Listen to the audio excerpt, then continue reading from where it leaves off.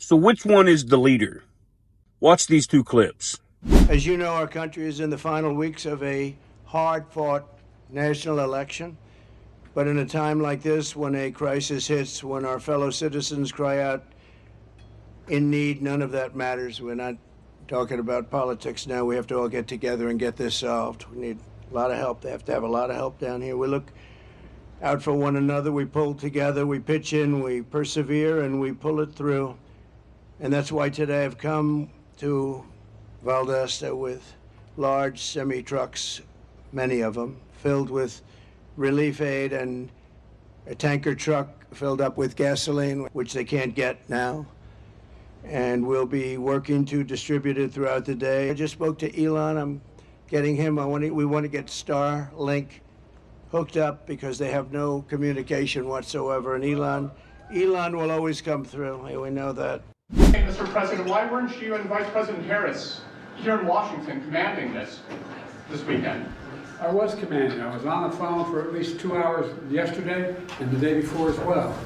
I command. It's called a telephone. And all my security people. Now, I agree with President Trump. This is not something that needs to be politicized. I live about 40 to 50 miles west of where all the destruction in North Carolina and East Tennessee happened. And I know people out that way, and this is heartbreaking. So it's not political to know that our leadership is front and center on an issue. It's not being political to make your presence known that you are on top of these things. Now, it took days for any response to come from Biden and from Harris, and Trump is Johnny on the spot. Here's the importance of your leaders stepping forward as quickly as possible. It brings awareness to the hurting of your people. It brings awareness and need for the support and the donations. Trump come forward. He's already raised millions in relief aid for the victims of the situation. That's what your publicity does. That's when people like Harris or Biden, who are supposed to be our leaders, step forward and they make their presence known. It brings awareness to it and it gets support behind it. Yes, you can't go into the worst of the worst zones with your entourage. That's a cop-out and excuse. But you could go to Charlotte and you could set up something that would brings awareness to the region. You could go to Knoxville and bring up something that brings awareness to the region. And so you can help in those ways to really build support and get the donations and things needed to truly help people. This is what Trump was doing in Valdosta. And this is how leaders do. This is not a Democrat or Republican thing. A great example of that is Bill Clinton. Bill Clinton could write the book on how you're supposed to respond to national tragedy. Bill Clinton was brilliant at this.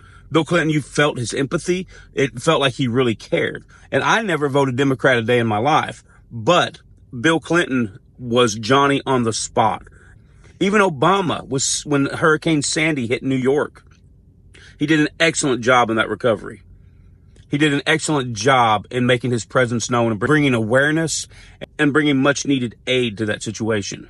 Biden and Harris, again, as they have for 4 years, are dropping the ball on something that is very important. They're front and center on Ukraine. They're front and center on giving money to countries and helping illegals. But why aren't they front and center for the American people that are hurting the most right now?